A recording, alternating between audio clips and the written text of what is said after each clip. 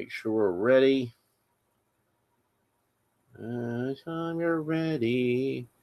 18 seconds. There we go. Okay. So this weekend, I believe the official opening date is Friday.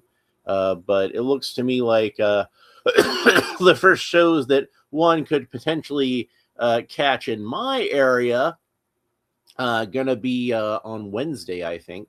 It looks like from what I can see on my phone, there's a couple of shows on Wednesday, and then Thursday.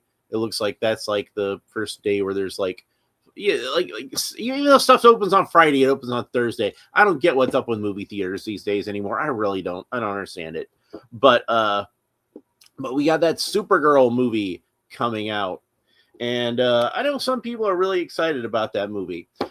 Personally, I'm not really excited about that movie because I didn't really care for that Superman movie. Remember, you might recall, I couldn't even make it through the first 5 minutes of that movie. It's just too damn goofy.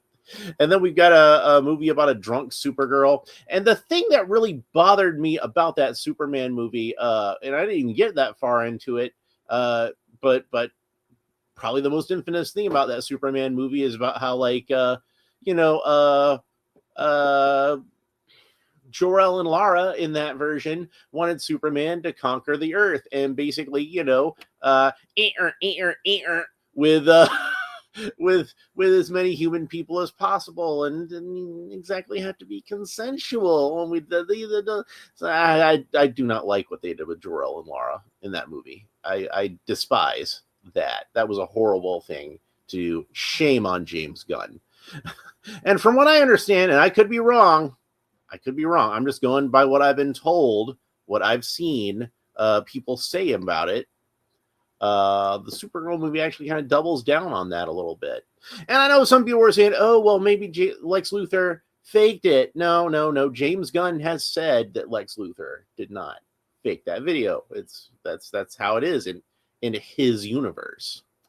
Al Davis is here and says, hello. Afternoon, Alan. Yes, afternoon to you too, or whatever time it is over there. Hope you're having a pleasant day, night, morning, whatever it is.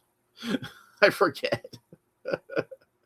I forget what it is in over there in that part of the world. But yeah, so even though I'm not particularly excited about it, I know some people are. And there's probably going to be some hype about it, and I might as well ride on the coattails of it. Might as well whatever hype there is or isn't. I figured timing wise, I couldn't ask for a better time to go ahead and open up these 3 Supergirl figures that sharp-eyed viewers have noticed sitting on my couch for the past month or so. And I've talked about a few times. I'm really excited about this because this is my particular favorite live action version of Supergirl, and there's been a few, and they've all been good so far. But this is my favorite. It's Melissa Benoist. That's how she pronounces her name. I looked it up. I found video of her saying her own name, and she says Benoist. And in the video, she's on some talk show. I forget which one. I don't watch much talk shows anymore. But the host of it says Benoist. Is it Benoist? And she says most people say Benoist, but our family says Benoist. So I'm going to say Benoist, and I'm going to say everybody else has it wrong because Melissa's a sweetheart, and I love her. Al Davis says that he heard about that too, and it was a terrible idea. See, right on. And Al Davis says it's almost 7 in the evening over here, so close enough to afternoon, but good evening to you. And it's insanely hot at the moment, still 30 degrees now. Over here it's really hot too. I guess you're going like what, Celsius or Fahrenheit, I think. I don't know, whatever, but yeah, it's hot. It's hot. And it's hot like at night, which bothers me because if I'm working outside at night and it's hot, and I'm just like, why do you think I work at nights? I don't want to deal with the heat. So the reason that I decided to open up all 3 of these figures at once is because they're basically the same figure. They're basically the same figure. So our Silver Age figure, we're going to call her the Silver Age one. These are both officially called Supergirl Action Comics. But, and you can see why, because it's based on that first appearance, which was in Action Comics. But I can't call them both Action Comics Supergirl, obviously. So I'm going to call the regular edition Silver Age Supergirl or First Appearance Supergirl. So if I say Silver Age Supergirl or First Appearance Supergirl, this is the one I'm talking about with the blue skirt and the belt that looks just like Superman's. And then when I say Crisis Supergirl, I'm talking about this one, which they repainted to look a little more like her 80s outfit. But it is missing one very important detail of the 80s version of Supergirl, which we will get into when we talk about this figure a little more in depth. But the main differences you see are she's got red across the shoulders, and she's got a more plain V-shaped belt. No buckle, no belt loops. It's not a Superman-style belt. It is just a plain V-shaped belt. So they actually did give her a uniquely sculpted skirt piece versus just having the Superman type belt that this other Supergirl figure had. And this one actually uses that same body as well, right down to the same skirt piece that our Silver Age, that our Crisis Supergirl had, because of course this version of Supergirl on the show had that type of belt as well.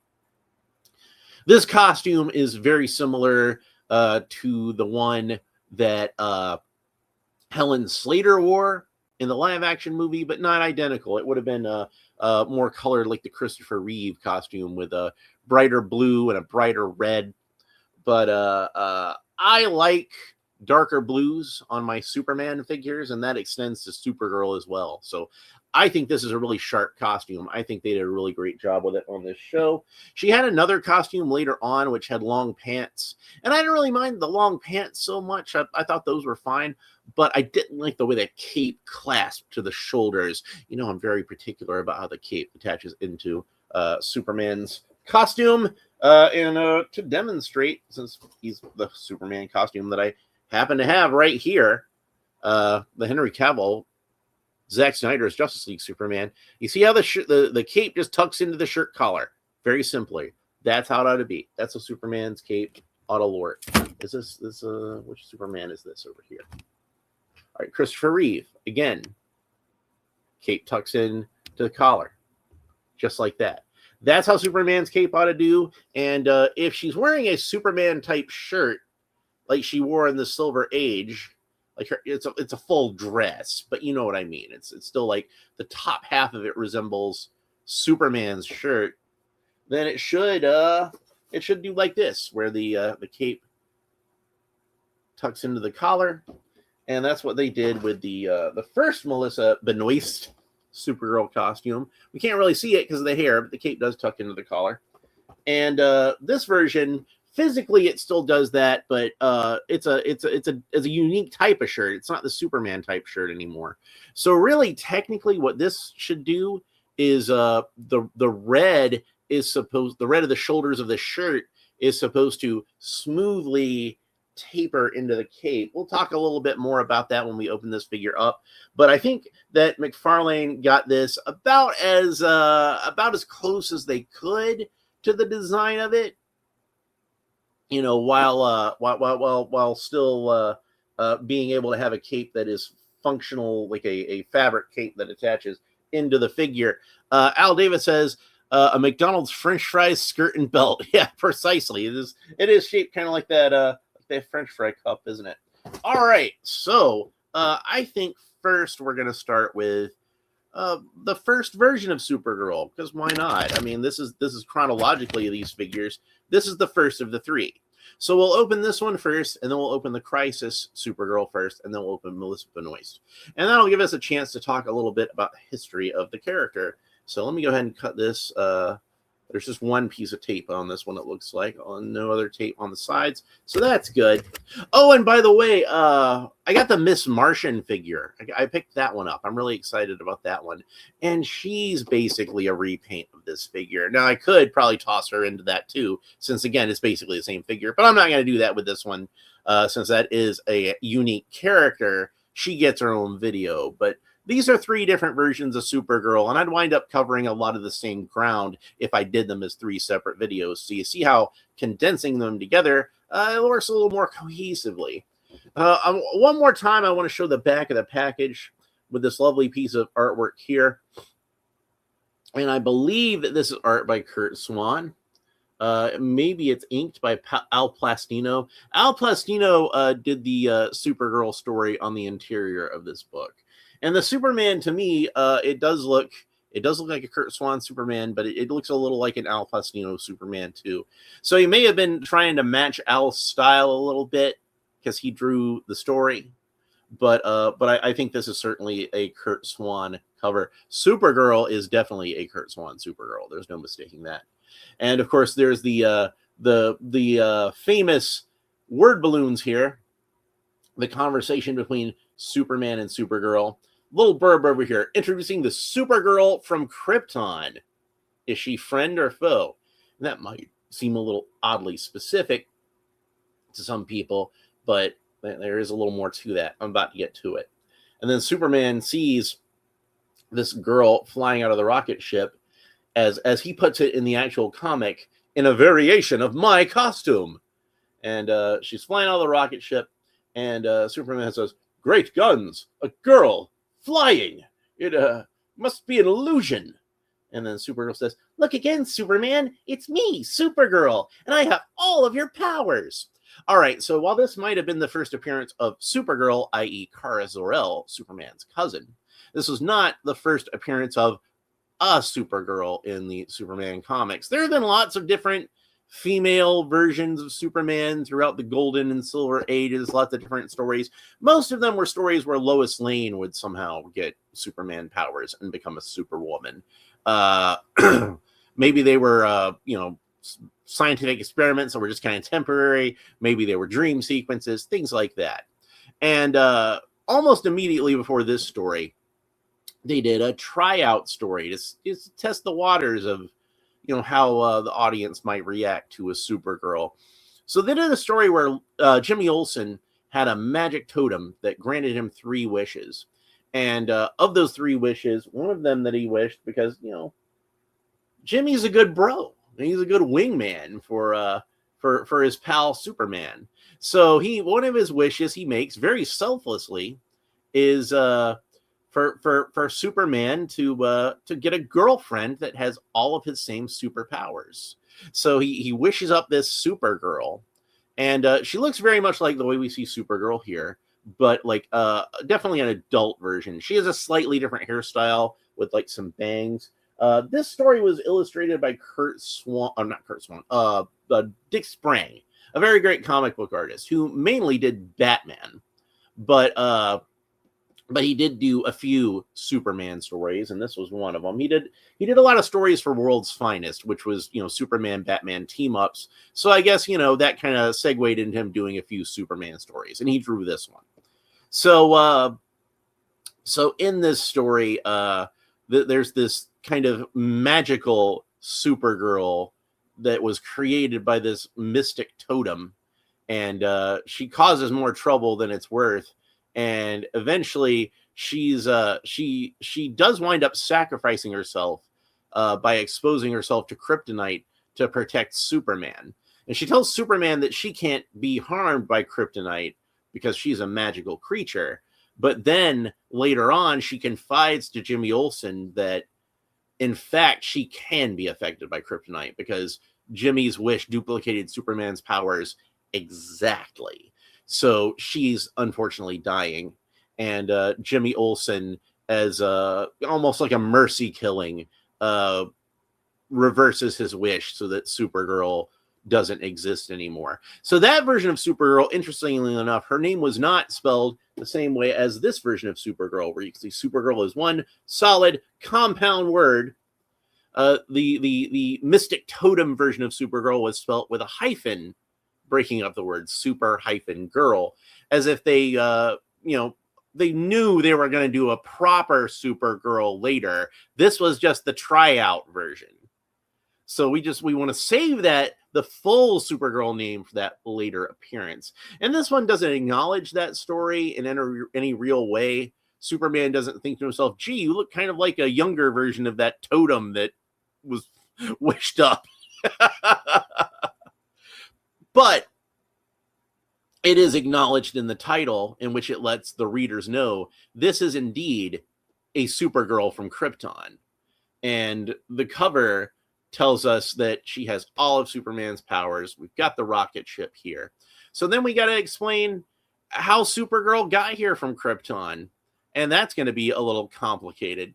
Al Davis says, is it a monkey's paw? Jimmy didn't specify not related to the wish.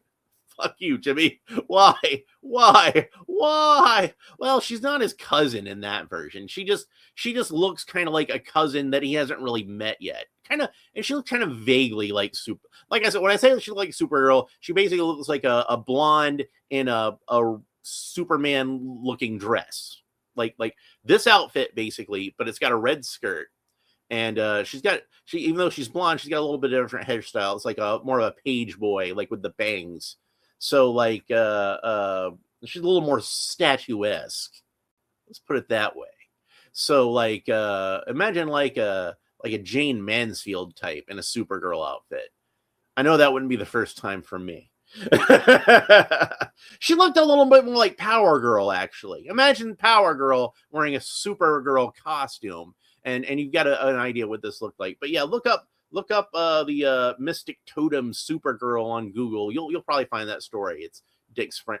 Androgynous? No, not androgynous at all. Kind of like the reverse of androgynous. Bobby Wald says, couldn't he use his magic wish to revive her? Yeah, but that would have been another magic wish, wouldn't it? So I don't remember what the I think the middle magic wish was he accidentally wished away Superman's powers by complete accident. Like he just says something dumb and then Superman loses his powers somehow. And then the last wish is actually that Superman meets his parents on Krypton, but Jimmy is not the best at spelling, so he types that Superman should mate his parents on Krypton, M-A-T-E. Now, this could have gone a lot worse, folks. This could have gone a lot worse. But, as it turns out, the way that, thank God, the way that the magic totem interprets the wish is that Superman goes to Krypton before his parents are even, married, and plays matchmaker for them somewhat. Basically, what ends up happening is Jor-El gets framed for a crime, and they're going to try to arrest Jor-El, and Superman's got to fix things. Yeah, and then Al Davis is like, say what? Exactly. That could have gone a lot worse, Jimmy. Just be glad it turned out the way it did. So that was not the first time that Superman had gone back to Krypton and seen his parents. He had gone in the very first appearance of Kryptonite, the Swami Riva story. While he's trying to figure out where Kryptonite came from and why it affects him, he uses his powers to travel backwards in time. And when he travels backwards in time to a period, so the way Superman's superpowers work, when he time travels, if he goes to a period in time where he doesn't exist, his physical form can't exist in that time period. So he becomes like a phantom, like the Phantom Zone. Maybe that's actually what it is. Maybe Superman's body shifts into the Phantom Zone, but that's speculation for another time. So Superman goes back in time, following this kryptonite meteor, trying to figure out where it came from. And he finds out that it came from the doomed planet Krypton before it exploded. And he finds out that there's a civilization on that planet Krypton. And he finds a man named Jor-El, and looks astonishingly like him. As Superman himself puts it, that man looks more like me than I do myself. So that was how Superman first learned that he was from Krypton in the original Superman comics. Now, this would change over time, but that also was the first time that Superman had ever laid eyes on his actual biological parents. And then there was the definitive, I believe, version of Superman going back to Krypton and meeting his parents, which is the one where Superman actually does get trapped on Krypton before it's going to explode, before he was born, and he winds up having a romance with a Kryptonian movie star and becoming friends with Jor-El and Lara, and he knows the planet is doomed. And so there's like a whole layer of tragedy to it, but he's kind of consigned to his fate, and then he accidentally winds up being sent in a rocket away from Krypton before it explodes anyway, and winds up going back to Earth. It's a great comic. I definitely recommend it. Written by Jerry Siegel, the creator of Superman, the co-creator with Joe Shuster, and illustrated by Wayne Boring, one of the truly great Superman artists. Probably the greatest Superman artist before Kurt Swan. And then Raheem Hamilton is here, and he says, you have to review the Page Punch Tim Drake Robin. You think so? You want to see me do that? I'll see if I can hunt him down. I've seen him in a few stores here lately, but I haven't picked him up yet. My problem with that one is I think he's too tall. He's on that Batman buck. So we got a Robin that's just as tall as Batman. And I don't think Tim Drake ever really got that tall. He's still like 17, 18, 19. He's still got a little bit of growing to do as far as I know. And even then, I don't think he'd be quite as tall as Batman. I know Dick Grayson isn't quite as tall as Batman. But I shall consider it. I do think it's a really nice figure, even though I think it's a little too tall. So if you're a fan of that figure, I don't blame you. I do think he's cool looking. Anyway, I think we've had enough preamble on our Silver Age Supergirl. I think we can go ahead and I think we've already set the stage. We can go ahead and open her up. So yeah, the Silver Age first appearance of Supergirl wasn't even the main story in that issue of Action Comics. It was a backup story. And the reason why that is I think the main story was the first appearance of Metallo. I think, if I remember correctly.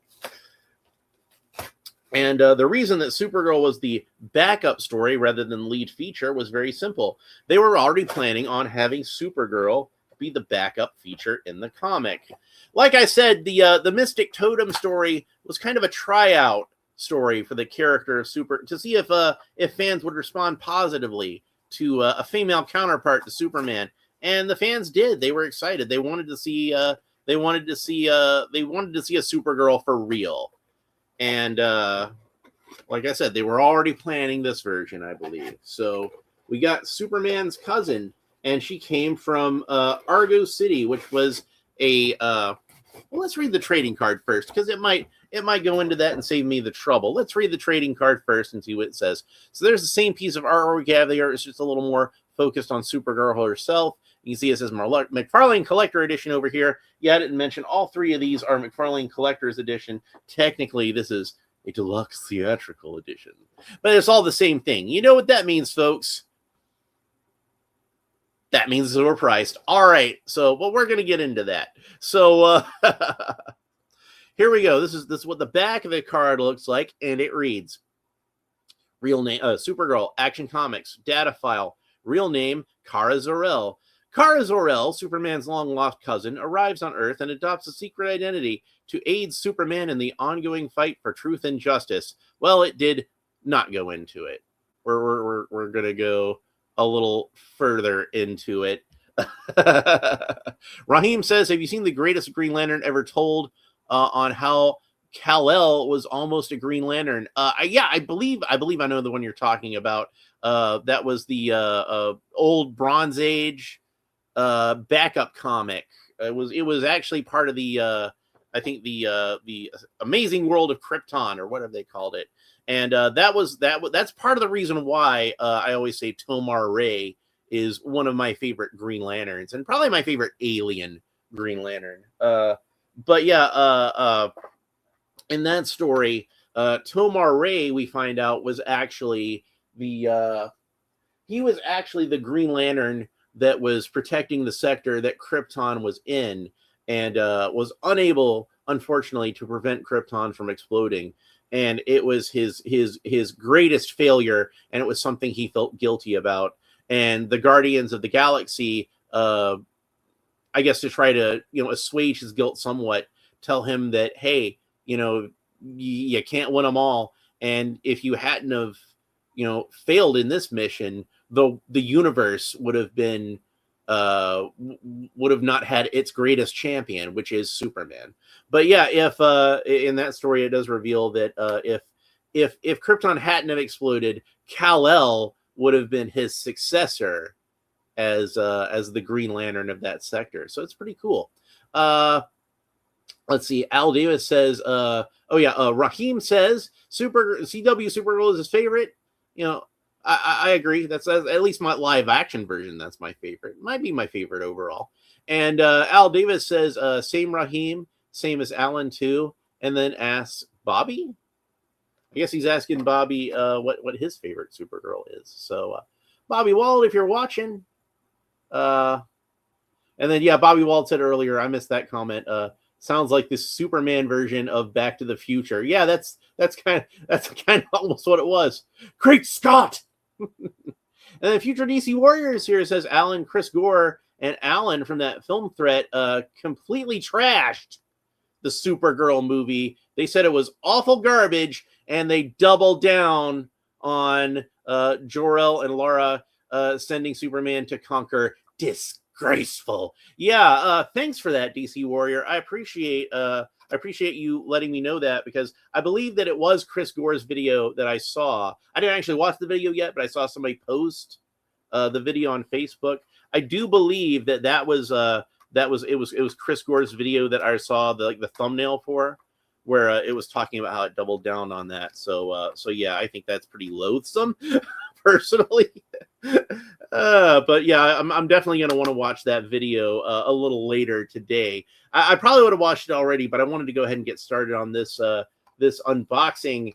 These unboxings, I should say. This is a triple feature before I got to get ready for work, because again, it's Tuesday. It's an early day for me. That's why I didn't have a video yesterday. And I definitely wanted to have one today, because I'm not sure if I'm going to have one tomorrow, because I'm going to be over at my mother's house, and I'm going to be helping her organize the garage, helping her get organized. And I got to get a lot more stuff out of my storage space. I got 10 more days. Oh, I got 7 more days. I got a week before I got to get everything out of the storage unit. So we got to rush on that. Bobby Wald says, I don't really have a favorite version of Supergirl. They're all okay. Well, I do pretty much like any version of Supergirl that's Kara Zor-El. I'll say that. And that includes Kara NZ from Superman the Animated Series. That would be another one that I really like, that particular version. But even though she doesn't have the name Kara Zor-El, she's still considered Superman's cousin. I think in that version, this is my fan theory version, I think in that version, she's not the daughter of Jor-El's brother, but the daughter of Jor-El's sister, that she married a man named NZ. And so instead of Zor-El, let's say that Jor-El has a sister named Zara Jor-El. How about that? Zara Jor-El. And then mine is, hey, Jor-El and Zor-El, it's the same name, but it's got a Z in front of it instead of a J. Might as well do the same thing with this character we're making up right now. So Zara Jor-El, sister to Jor-El, or I'm sorry, it wouldn't be Jor-El, would it? It would be Sigel, because it'd be Jor-El's father, not her brother. She'd be named after her father. So Jor-El's father was Sigel, right? Okay, so her name would be Zara Zigel. Okay, and she marries a man named NZ, who lives on the planet Argo, the sister planet to Krypton, and she goes there to meet him.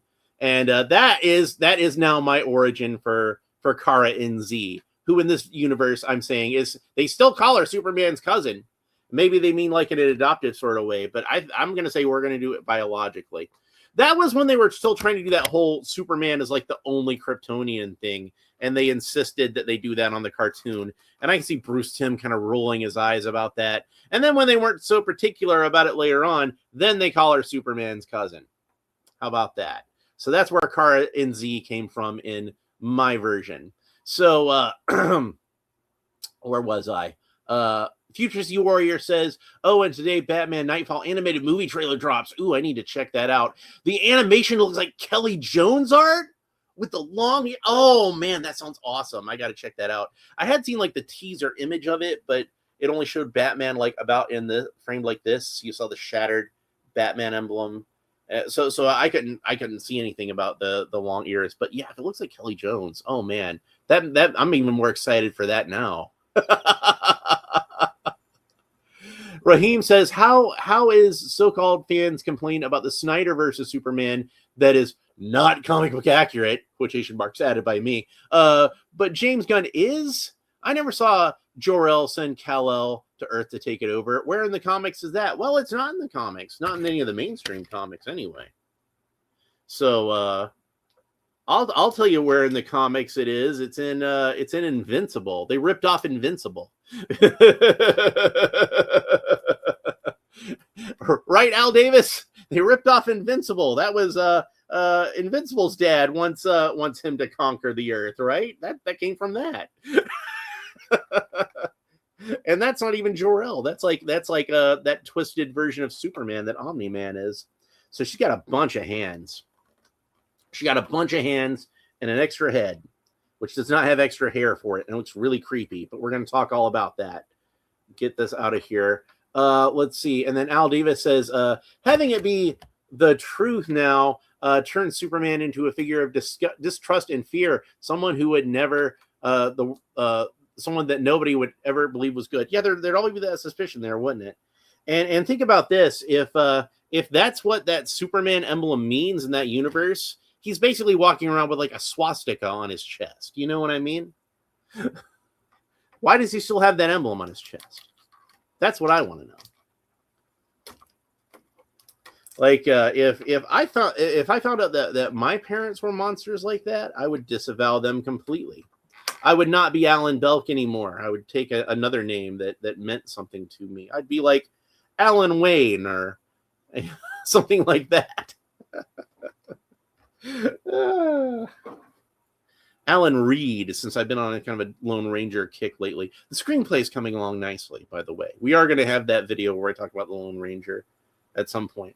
So let's talk about all these extra hands that come with her, because she does come with a bunch of extra hands. First of all, I want to talk about the hands that are actually on the figure. She has a gripping hand with a trigger finger, and she has a gripping hand. It just kind of looks like it holds like a flashlight or something like that. Yes, it could hold something else. We're not going to get into that, though. Lone Dragon, I don't think is here yet. He probably would have said something. Well, Lone Dragon, if you catch this in replay, there's your joke to make. How about that? Raheem says, I thought Supergirl's uncle is Zor-El because her father, because her father is Jor-El's brother. And Argo is the city on Krypton. That is correct, Raheem. But I'm talking specifically about the animated version of Supergirl when I'm talking about Kara in Z. That's the one we saw on Superman the Animated Series and Justice League Unlimited. That's that version of Supergirl, which again, that's another one of my favorite versions of Supergirl. But Raheem is correct. Argo City was from Krypton, and in this Silver Age story, this is how they explain we got a teenage girl from Krypton. In this version, Argo City is a chunk of meteor that's thrown loose from Krypton intact with just enough atmosphere to keep them alive. And then I'm gonna simplify this a little bit, but it's a bit more complicated. But I'm gonna simplify it for the ease of storytelling. And you can come in the comments with correction and more detail if you want to. But I'm simplifying things. So basically, the chunk of Krypton that they're on eventually does start to turn into a type of kryptonite. And it's a type of kryptonite that affects Kryptonians with superpowers. So rather than usually Superman isn't affected by Kryptonian if he does kryptonite if he doesn't have his superpowers. Well, this stuff does affect Krypton, so it's killing people. And they send Supergirl to Earth. Zor-El sends his daughter to Earth in a rocket ship, so he'll be safe. And Allura, that's Kara's mother, makes her a costume out of Kryptonian fabric that resembles her cousin's, so that way he'll know when he sees her that she is part of the House of El. They've observed Superman from Argo, so they know about Superman. They know what happened to their nephew, Zor-El and Allura. They've been watching him grow up. So isn't that nice? Isn't that nice? So they send her to Earth, and Superman finds the rocket, as we saw in the illustration, and boom, Supergirl flies out of it, cute as a button, and Superman says to her, I'm going to look after you just like a big brother. And she's like, oh, gee, does that mean I can come live with you? And he's like, no. Now, I'm sure a lot of you younger viewers of the show, a lot of you who are mainly familiar with the post-crisis version of the Superman story and later are like, well, why doesn't he just take her to live with Jonathan and Martha Kent? Why doesn't he just take her to live with his parents? Well, they're dead in this version. Remember, in this version, in the Silver Age and Golden Age versions, the Kents die before they even get a chance to see Clark Kent become Superman. In the Golden Age version, he hasn't taken a superhero identity at all by the time that they die. And in the Silver Age version, they've only seen him as Superboy. They haven't seen him truly become Superman. In fact, I would argue that the death of his parents forces him to grow up a little bit faster. This is when he's like 18 or so, but forces him to grow up a little bit faster than he might have otherwise. And that is probably the first step in him deciding that it's time to leave the identity of Superboy behind and adopt my true self, my most potential self as Superman, and finally step up and fill that role. And then where was I? Raheem Hamilton. Al Davis is agreeing with me on a lot of stuff. I'm guessing it's the James Gunn Jor-El stuff. So we're two peas in a pod on that one. And Raheem says that S symbol from Kingdom Come, Superman by Alex Ross.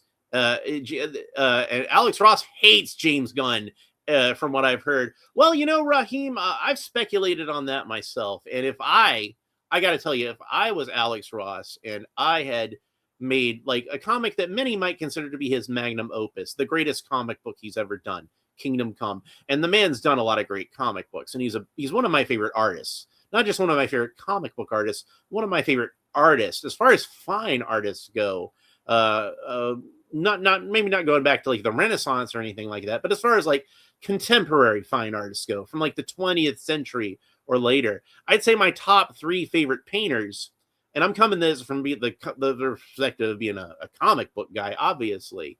So I don't really look at guys like, say Picasso or whatever, as important as they are. But my top 3 favorite painters is Norman Rockwell, who's probably the greatest American painter of all, the greatest painter of Americana, put it that way. And Alex Ross, brilliant comic book illustrator and just great painter in general. And of course, my GOAT, my all-time favorite painter of any, as far as like the entire medium of painting goes, Frank Frazetta. I'll take Frank Frazetta over Da Vinci. I'll take Frank Frazetta over Botticelli. Frank Frazetta, that's my number one guy. But yeah, if I was Alex Ross and I'd done Kingdom Come and it was one of the greatest comic book artists of all time and I was its proud creator, I would be incensed that James Gunn had taken my Superman emblem and used it for that. Absolutely incensed. That's me. That's me personally. I know that I'm incensed that he did that just as a fan of Alex Ross. I can't imagine what Alex Ross might be feeling as actually being Alex Ross. Al Davis says, Raheem, I've always called that Superman symbol a... Understandably so. He doesn't. It doesn't look like an S. It's Slash Man. Yeah, and again, going back to the whole Alex Ross thing, it makes sense in the Alex Ross story, where he's looking at the entire history of the Superman emblem in the comic books up to this point, and his speculation was, what would it look like if they kept simplifying it until it's just a single graphic slash across there. And I've never heard Alex Ross say anything about this, but I kind of also think about, remember when we were talking about Ghostbusters and the international no symbol? It almost looks like an international no symbol, doesn't it? But just with that pentagonal shield shape of the Superman emblem, but instead of an S, it's got that universal no symbol over it. You see what I'm saying? So it's like he's not really Superman anymore at this point. Like he's kind of a failed Superman at this point in the story. He needs to become Superman again, is what the story is really about. So it almost makes sense that it's not really an S. For a lot of reasons in Kingdom Come. It does not make sense for a Superman in his prime to have that emblem. Unless, of course, the idea is that you want the emblem to look more alien because it's supposed to be Kryptonian. And again, why would he want to represent that version of Krypton in this universe? It makes no sense. We're talking an awful lot about movies I haven't seen and don't like. I don't like what I saw of the Superman movie, and I have no opinion at all of Supergirl that I haven't even watched. So let's move on now, shall we? Al Davis says in Supergirl, Superman opens her pod and thinks, well, my dad wanted me to have a harem, so he sent me to the present. So, schmeck schmlave? I don't want to say the words, but it rhymes with schmeck schmlave. I don't want to say the words, but, you know, Jor-El and Lara basically wanted Kal-El to grape the entire planet. Oops, I said the word, didn't I? Grape the entire planet. And before you say, well, no, maybe they want him to do it consensually. No, they didn't say that. And besides, he's a superhuman being. How's he supposed to breed with the entire human race and have it be? It can't be truly consensual. Raheem says, I miss Mullet Superman from the 90s. I have a lot of nostalgic fondness for the Mullet Superman myself. I know you're a younger guy than me, so like you were probably even younger when those comics came out, and maybe that was even the Superman you actually grew up with. So yeah, I've got a lot of fondness myself. Al Davis says exactly right. Ross had a vision for it and a justification for it, and says you're right, definitely. Well, thank you. I'm glad that you concur. So we're all on the same page as that. So before we get too into the weeds on our Supergirl figure, let's talk about the extra hands that she comes with. And I want to do this once. I don't want to go over the hands on every single one of these figures. So I'm just going to show you real quick. It's all the same hands on our Crisis Supergirl figure. And it's all the same hands with Melissa Benoist, except for she's got that little bit of blue sleeve painted onto it. So let's go ahead and move on to talking about these hands. So we have the pointing hand, and you know I love pointing hands. So we got one of those. And then we've got one of these flying salute hands.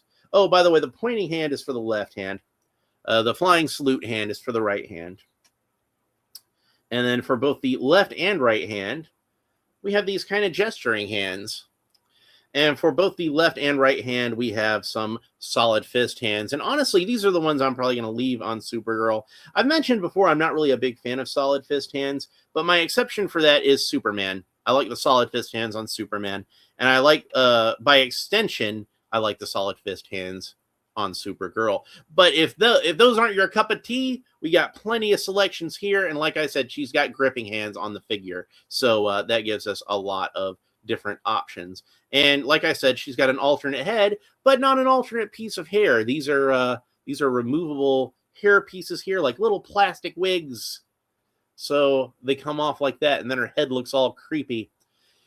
Al Davis asks, who points with their left hand? Well, left-handed people, I suppose. Ned Flanders and Kane and Warduke and King Grayskull is left-handed. My figure of King Grayskull is not left-handed because I needed that sword held aloft hand. But if they'd made a sword held aloft hand for the left hand, you can bet my King Grayskull would be left-handed. So, oh yeah, and mirrors, exactly. Most people in mirrors are left-handed. It's crazy. So our other face for Supergirl that we're going to switch on to it is it's basically the same face, but it's got a slightly different expression, and we can see that this face is a little more perturbed, a bit more of a furrowed brow, a little bit more of a pout, and that's a nice face. Maybe this is her when she saw Chris Gore's review of of the new Supergirl movie. That doesn't sound good at all. I will say this: I don't like the idea of a Kara who calls her cousin a bitch and lets her pet dog Crypto, for some reason, is Supergirl's dog, lets him pee on photographs of her cousin and says, "Good boy, he got some on him." No. Supergirl in the original comics had a reverence for Superman. It was she was, again, much younger than her cousin and watched him as she was growing up, and she idolized him. And she always idolized him. And we're going to talk more about that, obviously, when we get into the Crisis figure, because there's more stuff to talk about as far as that goes. And we gotta book it through this, folks, because we're at an hour almost. We're at 45 minutes, and I do have to leave at 4 o'clock. So that's about 1 hour from now. So we're hopefully about halfway. So we're gonna have to book it, folks. We're gonna have to zip through this as fast as we can. But yeah, she was a sweet girl. She was an innocent girl. So that's the Supergirl that I grew up with, really. Although she didn't have this costume when she moved on to another costume. Supergirl went through several costumes in the late 60s and early 1970s. And in fact, it was kind of one of the hallmarks of Al Davis says, "I'll button my lip as much I can." Well, no, Al, I definitely don't want you to do that. But I will ask anyone in the chat. Let's try to stay on topic. Let's not get distracted by the movie anymore. Let's not get distracted by the Lone Ranger or anything else I might want to talk about. That's all fine, well, and good on a regular episode, but we got 3 figures to get through today, and we have limited time. We literally have a long way to go and a short time to get there. So she went through a lot of different costume designs. If you go back and watch my old Injustice Supergirl unboxing, I talk a little bit about that and how one of my favorite things about that particular Supergirl figure is it reminds me a lot of those early 70s Supergirl costumes, especially with the gloves and everything like that. A lot of those costumes had gloves for whatever reason. So eventually they settled on what's my personal favorite Supergirl costume, the one with the blouse and the hot pants, and she has the little Supergirl emblem over to the side on her shirt. I guess is it this side? I think it's this side. Yeah. So on the left side. Yeah. So that's my personal favorite Supergirl costume. But by the time that the Supergirl movie was going to be in the 1980s, the one with Helen Slater in it, the filmmakers of that one wanted to go back to something a little closer to the Silver Age style costume. They wanted her to have a little bit more of a wholesome look. They felt like those hot pants were a little too spicy. And maybe they were. I'd never really thought about it at the time, but, because I was a kid at the time, I wasn't really too much looking at it. But nowadays, I see why they're really called hot pants. You know what I mean? And that was a popular fashion choice during the 1970s. And, I believe they were still popular in the 1980s, but the choice was made, the decision was made to update Supergirl's costume a bit. So appropriately enough, this is the first costume that Supergirl ever wore. And this is the final costume that our Silver Age version of Supergirl, the pre-Crisis version of Supergirl, would ever wear. So this is the figure that I'm going to call the Crisis Supergirl, because this is the costume that she was wearing during Crisis on Infinite Earths. And if you're a longtime fan of DC Comics and you're a hardcore Supergirl fan, you know where this is going. You know exactly where I'm going with this. And it's going to be a little rough. It's going to be a little bit of a rough ride, folks.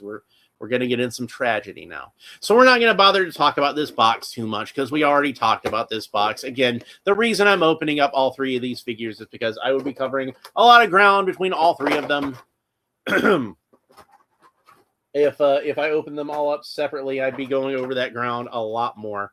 And we're not going to bother to pull these hands out of here. And we're not going to bother to pull out this extra face because we've already been through this. So we're just going to take the figure out and we're going to get a closer look at the figure. And I'm sure you noticed I didn't talk about the articulation on either one of these, the first figure. And I'm not going to talk about it on this one either. We're going to talk about it when we get to Melissa Benoist. And that way I can go over any idiosyncrasies. Idiosyncrasies. That's the word I'm looking for. Any idiosyncrasies between the three figures as far as articulation goes. We do know there's two different skirts between the three figures, and there's two different heads between the three figures. So we'll get into all that. Where was I?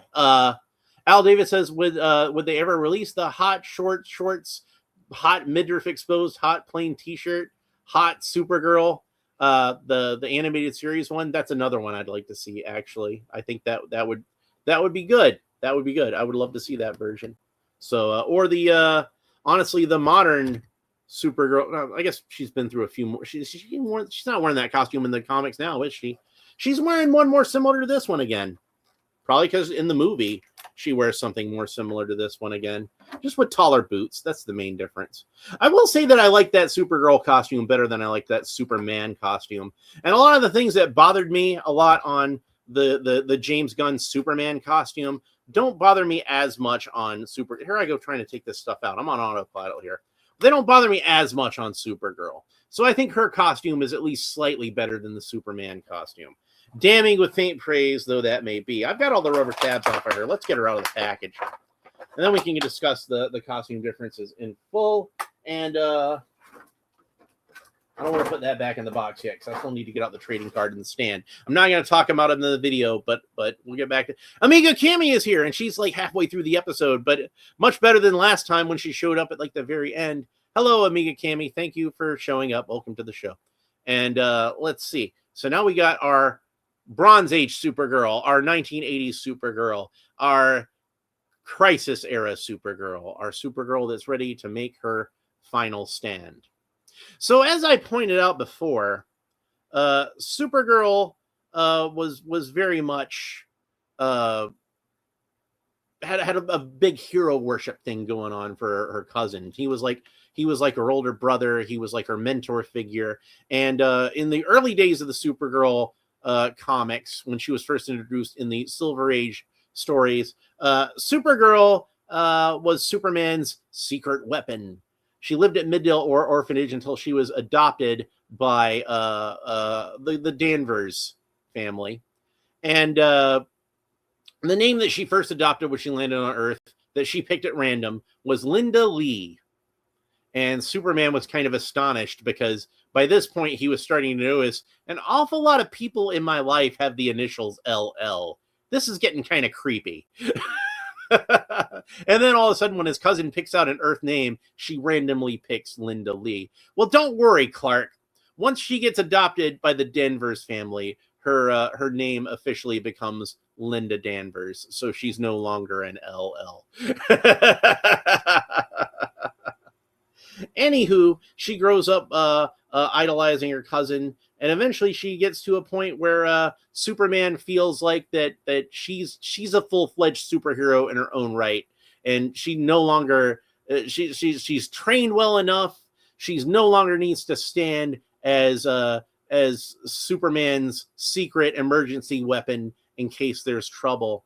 And by the way, if you want to see how that might work out, a story that I would definitely recommend is the original Silver Age Death of Superman story, in which it's an imaginary story.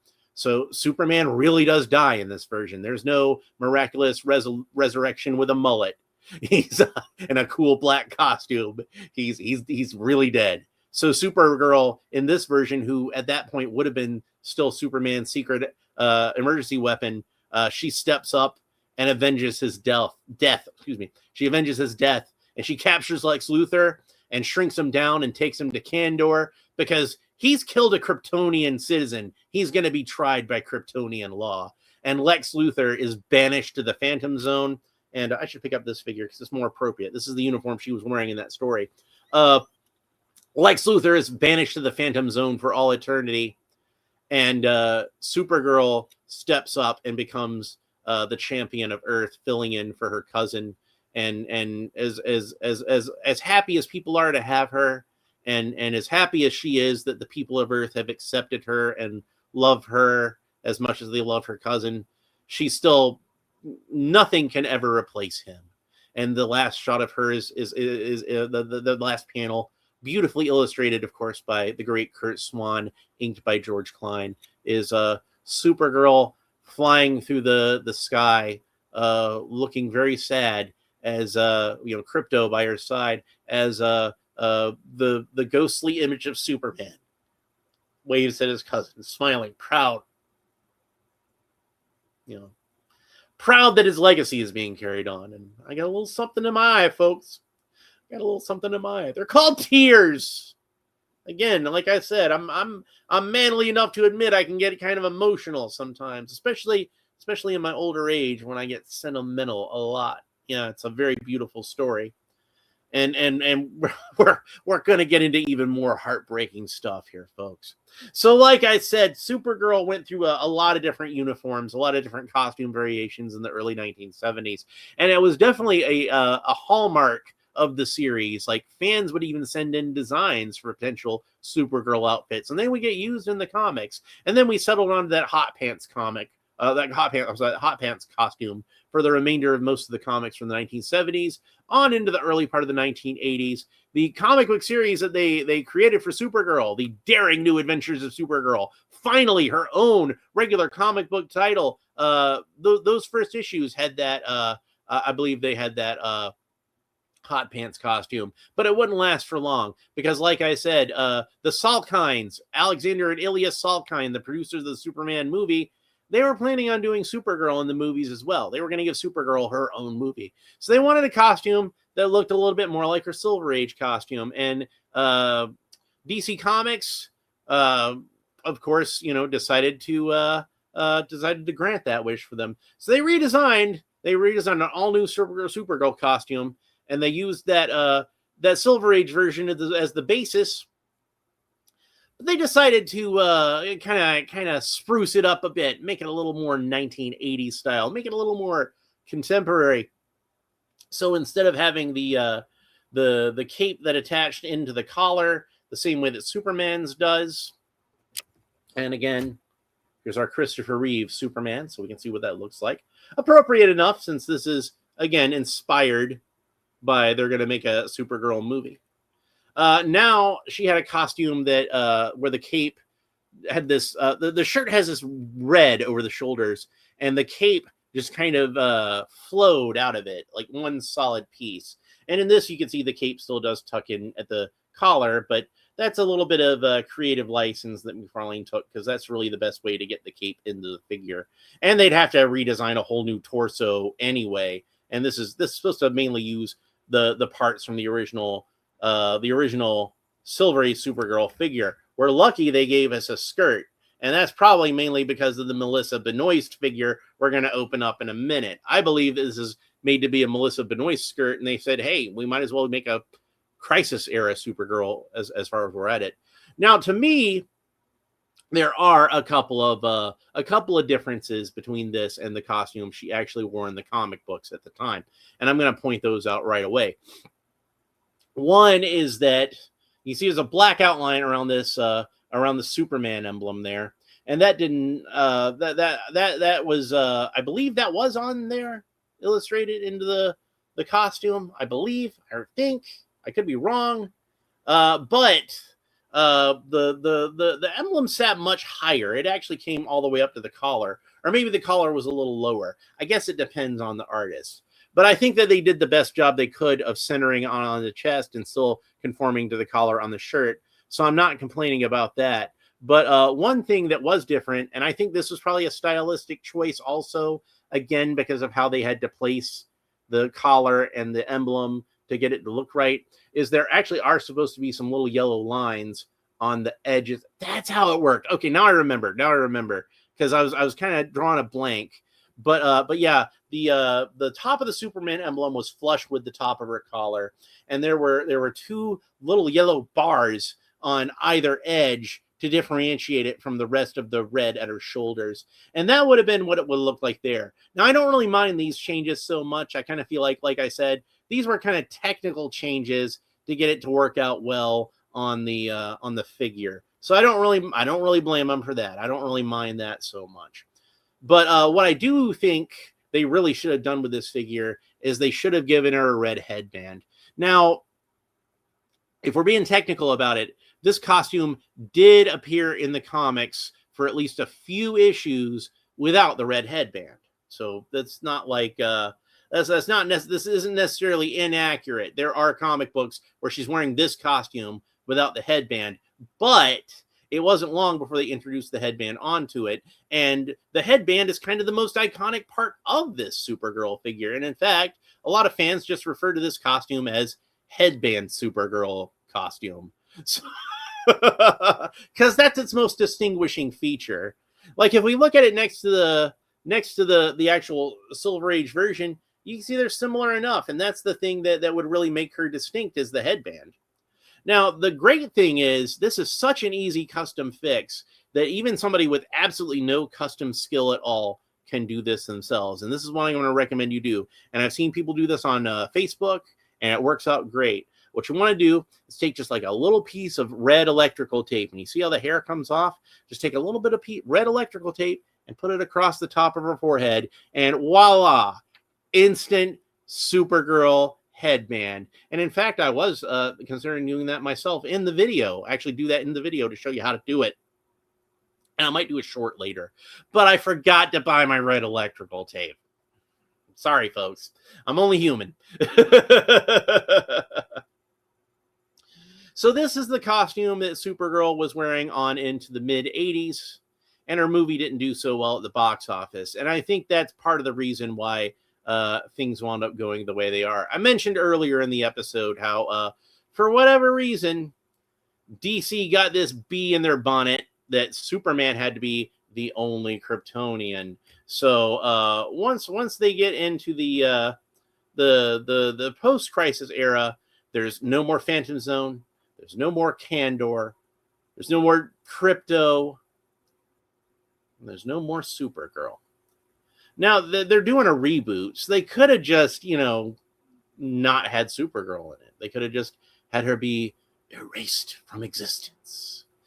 But instead, the decision was made that, and honestly, as heartbreaking as this story is, I think it was the right decision. And I'm going to get a lot into that. They decided to have a death of Supergirl. They decided to actually kill her off. And in this story, I'm not going to get too deeply into it. You can read the story for yourself. You should read the story for yourself. Supergirl heroically, selflessly sacrifices herself for her cousin. Not just because she loves her cousin, and she does. More than anyone in this universe, she loves her cousin Kal-El. But because she knows that the universe needs Superman. And it needs Superman so much more than it needs her. And I like to think that, she recognized her worth in the universe. I like to think that she didn't think that it wasn't a life worth living. And she knew people loved her. She knew her cousins loved her. She knew her biological parents loved her, who, by the way, escaped into the survival zone, an offshoot of the Phantom Zone. And they were safely living on New Krypton at this time. So her biological parents were still alive. And they'd seen what the hero she'd grown up to. But she'd gotten used to her home on Earth. And she'd had her adoptive parents, the Danvers, and they loved her. And her cousin loved her so much. But she just felt like the universe needed Superman more. So she gave her life standing against the Anti-Monitor. She went out like a true hero. maybe did something more heroic than even her famous cousin had ever done. She did the most heroic thing that anybody could do for anybody that they love. She laid down her life for him. I told you I was going to get more of those tears in my eyes, didn't I? I get into this stuff, man. I get into it. They're just fictional characters, aren't they? They're just blobs of ink on a page, right? They're not real. They don't mean anything to us, do they really? If they don't mean anything to us, why do we even read these stories in the first place? If I can't feel emotions for this character that I've grown up with, that she's grown up with me practically. Do I even have emotions to begin with? Really?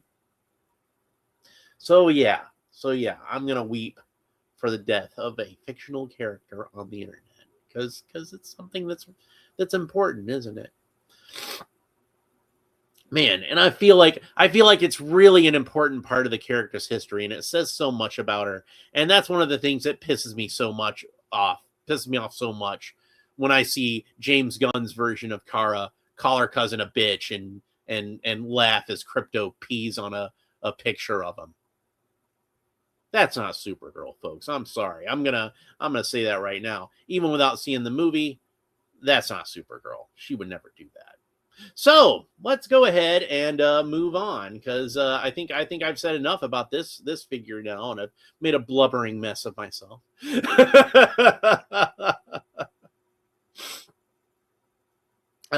Al Davis says, take her to an art shop, use one of the demonstration acrylic markers, sneaky like. That's a good way to do it too. You can just paint it on there. I could probably just paint it on there, but I saw the dude use electrical tape and I thought it worked really well, so I was going to do that myself.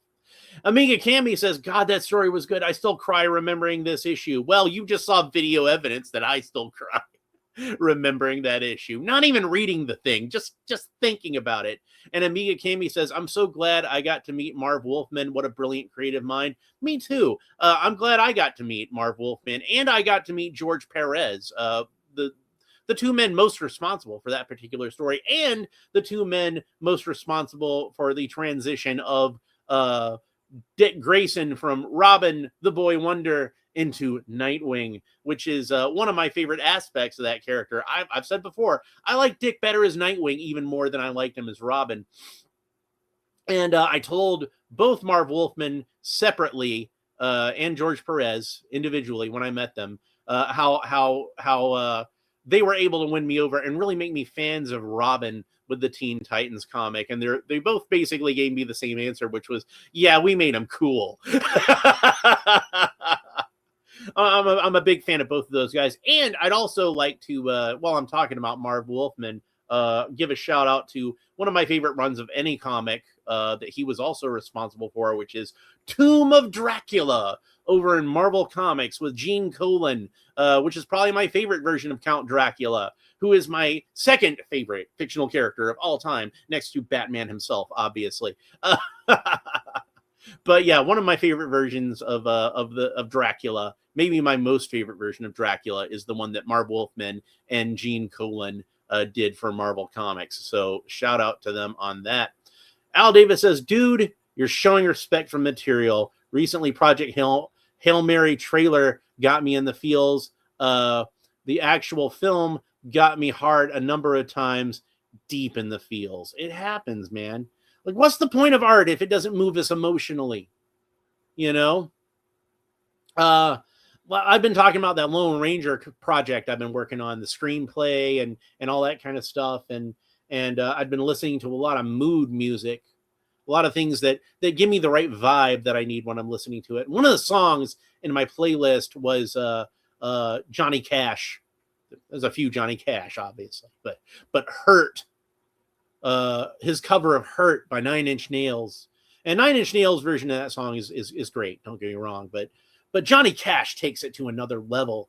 And you listen to this man sing it, and you watch the music video of it, and it's a great visual representation of it. And you see it becomes less of a young man experiencing self-loathing because of his addiction, and more an old man looking back on his life and his legacy. And that's something I just get choked up about. And I think about June Carter Cash, and she's in that video with him, and how she passed away not long after that, and Johnny was left without his rock.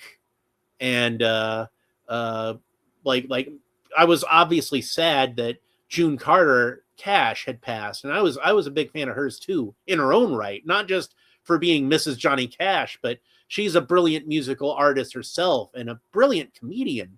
And I was always a big fan of June Carter, and I was sad that she passed, but I wasn't quite so sad for her.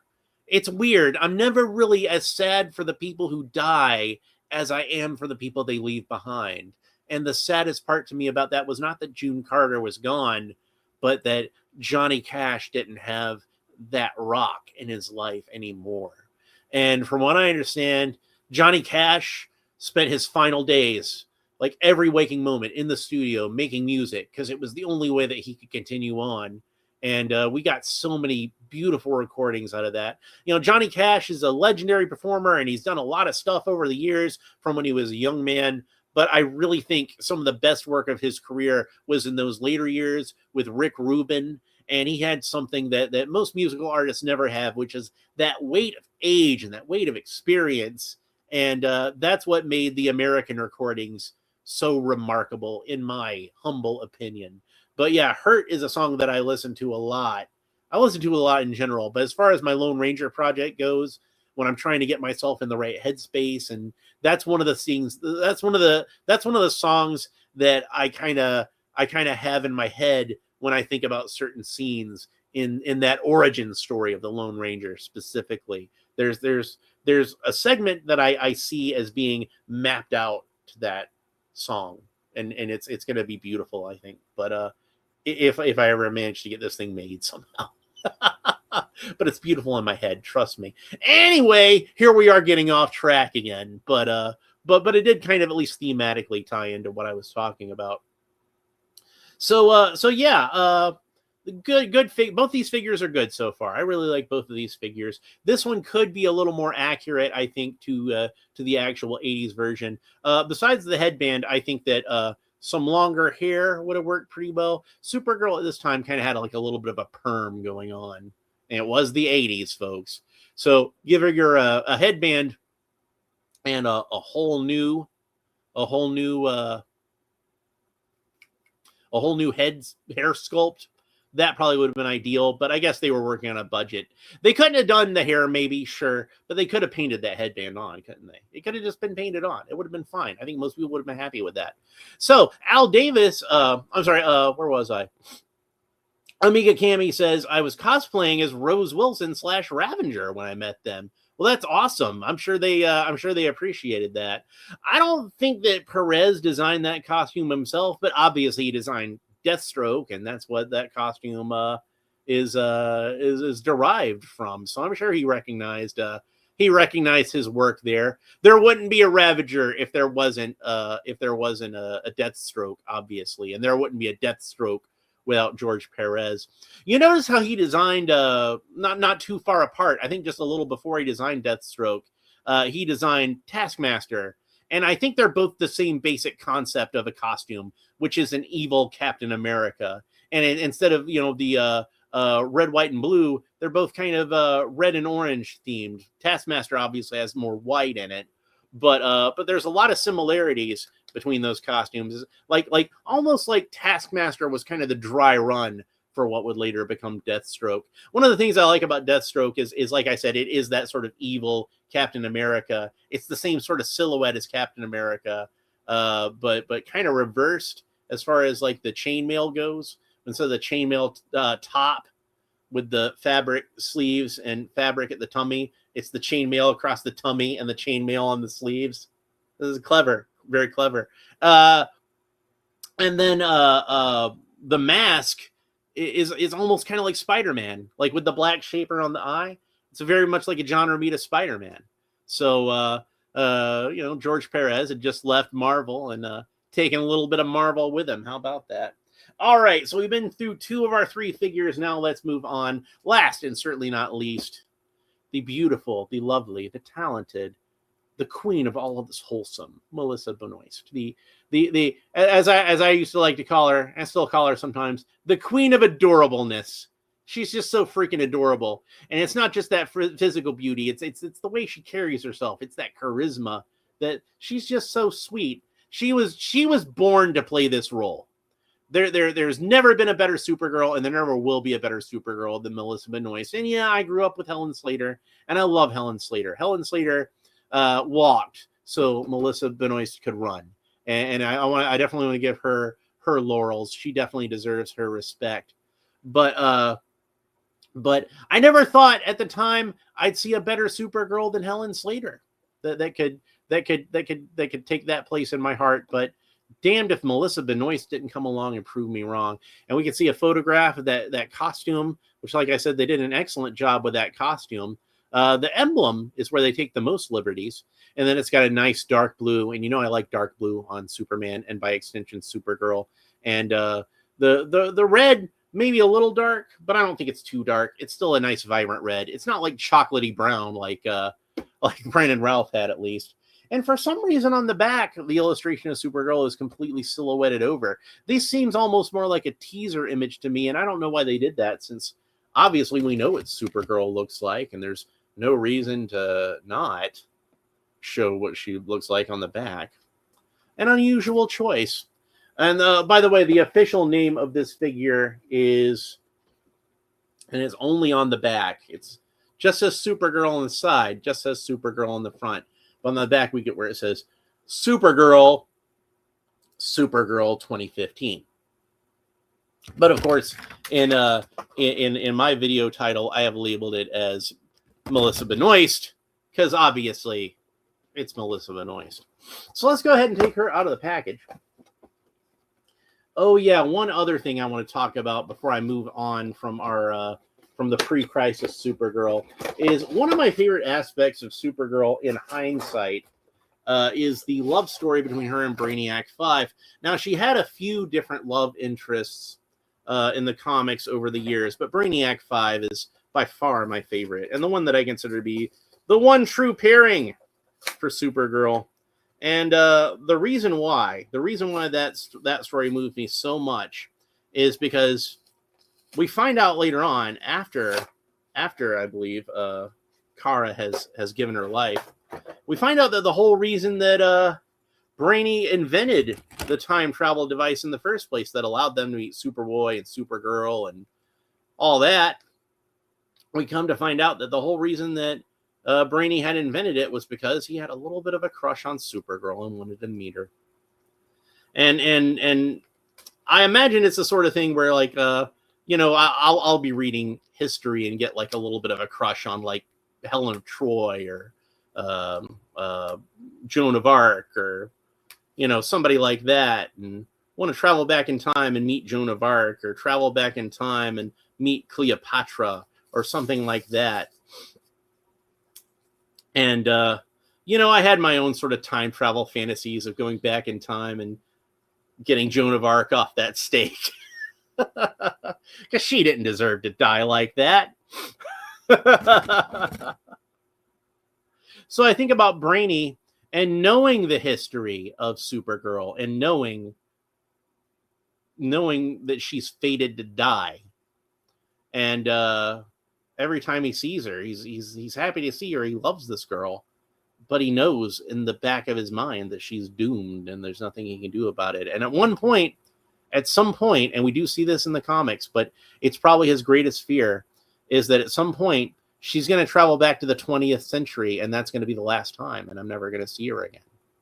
And that does happen in the comics. She goes back that one last time, and he knows that's the last time I'm ever going to see Supergirl, and there's nothing he can do about it because he can't change history. It's already written. So that's the tragedy of their romance, is that it can never really be. Now, when they did the animated series version with Kara NZ, they did that in a somewhat different way. They did touch on that a bit, but instead, Brainy comes to find out that the reason that Supergirl disappears from history isn't because she died facing some kind of great threat. It was because she decided to stay in the 30th century with him. So it goes from being a very tragic love story to being one with a bit of a happy ending, and that's nice. That's nice for that version. I like that version. So obviously on this series, they couldn't really do the kind of love story that I'm talking about with Brainiac 5 on this series because, you know, they can't really do the if they kill off Supergirl, there's no more show, obviously. So they kind of change things around a little bit, and her and Brainy are more sort of platonic friends. And I kind of feel like they kind of move a little bit more of that doomed romance over to his relationship with Dreamer. And I kind of feel like that's the sort of thing that, like, you know, I never saw the last couple of seasons, and maybe they did get into that, but it might have been the thing where, like, he knows that Dreamer is the ancestor of his future teammate Dream Girl, and he knows that Dreamer is doomed to die at some point, and that's the tragedy of their relationship. So they still kind of have that with Brainiac 5. It just doesn't apply to Supergirl anymore, and I don't mind the creative license because, like I said, I understand how structurally the Supergirl Brainiac 5 romance would not work on that TV show, and would not at least would not be as powerful as it is in the comic book. So here's her figure stand. She has the classic DC figure stand with a white DC logo on it. By the way, I didn't really talk too much about the one from the other two Supergirl figures. It has a silver DC logo on it, since, again, collector edition. So let's go ahead and set these aside.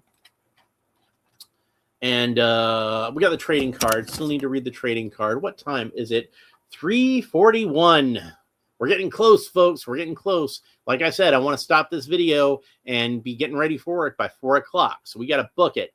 All right. So here's the trading card. And again, we got a beautiful picture of this beautiful lady in her beautiful costume.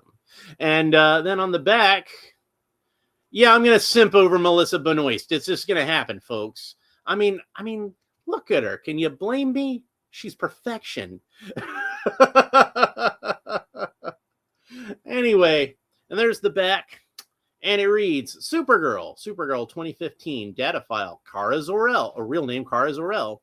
Superman's cousin, Kara Zor-El, decides to finally embrace her superhuman abilities to become the hero she was always meant to be. Damn right she does. And by the way, she in this version goes by her real name of Kara when she's on Earth. She doesn't change her name to Linda. But she is adopted by the Danvers family, just like she was in the comic book, and her name becomes Kara Danvers, which I like. I think that's a nice name for her. So anyway, it kind of makes sense that she would keep her first name because Kara actually is a fairly common name on Earth now, isn't it? Maybe it wasn't so much in the 50s and 60s, but nowadays you meet a lot more girls named Kara. Wonder why that is. Anyway, let's go ahead and open up our figure. It's kind of funny in a meta sort of way, isn't it? Where, like, I'm pretty sure the main reason that we see a lot more girls named Kara these days is because they're being named after Supergirl. So Supergirl can actually use her real name on the CW show because now it's a lot more common, because now a lot of girls on Earth are being named after her in real life. It's a whole thing. So here is her extra head, and you can see it's a supervision head. Her eyes are glowing. Supergirl's heat vision is blue on this show rather than red as it traditionally is, and I think that actually looks really freaking cool. And she's got a lot of extra hands on here, and we've already been over the extra hands, so I don't want to talk too much about them, but I do want to point out that she does have that little bit of blue sleeve extending almost kind of glove-like, where there's the little thumb hole on there, and that's what makes these hands unique. And I do feel like that that's something that I like this element of the costume. It kind of makes it just a little bit more feminine to me in some ways. I can't quite say why. I don't know why having a loop around your thumb makes it more feminine, but it feels that way to me. It reads that way to me. Just my opinion, folks. Disagree with me if you want. Tell me what a sexist, misogynist, male chauvinist pig I am in the comments. I will take it as a compliment.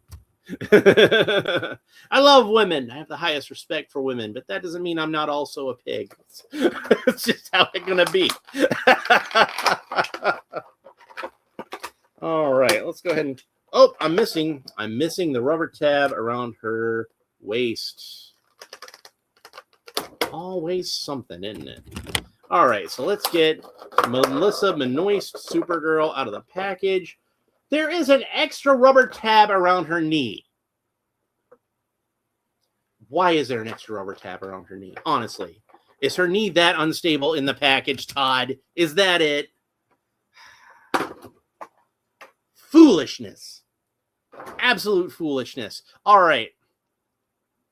There she is out of the package. And isn't she just so beautiful? I'd seen some people say they felt like they did her dirty with the head sculpt, but I don't see it. I think she looks fine.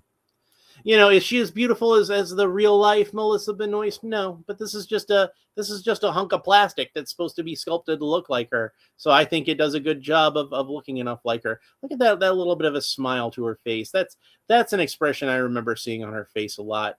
I need to rewatch this show again. Anyway, I'm drifting.